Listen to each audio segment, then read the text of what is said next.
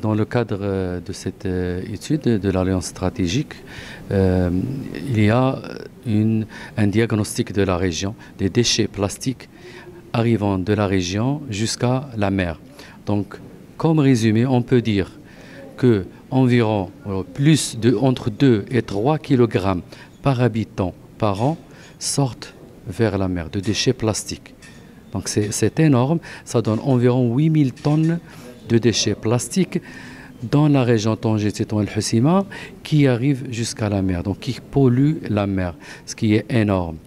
Donc dans ce cadre, qu'est-ce qu'on peut faire? Il y a des points noirs qu'on a identifiés, il y a des caractérisations des déchets marins qu'on a fait.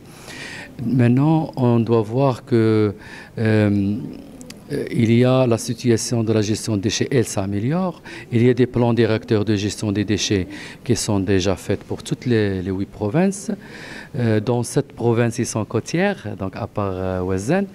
Mais il faut faire attention, il y a un passage maintenant entre les décharges sauvages au centre d'enfouissement et de valorisation, avec des centres de tri, avec le traitement de l'exivia et le traitement même des déchets. Très intéressant. Mais actuellement, il y a beaucoup de décharges qui ne sont pas encore réhabilitées, fermées et réhabilitées.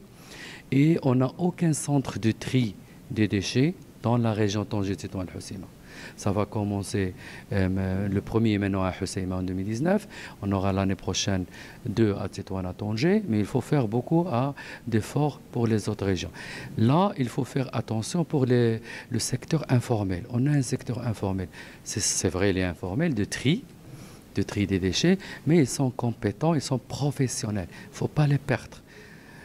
Le passage entre les décharges sauvages au centre d'enfouissement de valorisation, il faut valoriser ces gens, il faut les accompagner surtout pour pratiquer ça d'une façon plus efficace avec du matériel, dans des centres semi-mécaniques, et ça va donner une meilleure gestion des déchets recyclables. Il faut encourager la valorisation énergétique des déchets plastiques, parce que jusqu'à maintenant, dans la région, ça n'existe pas encore, à part peut-être quelques déchets industriels banals, mais pour les déchets ménagers, on n'a pas ça. Et donc, il y a beaucoup de potentiel qui se perd dans la décharge.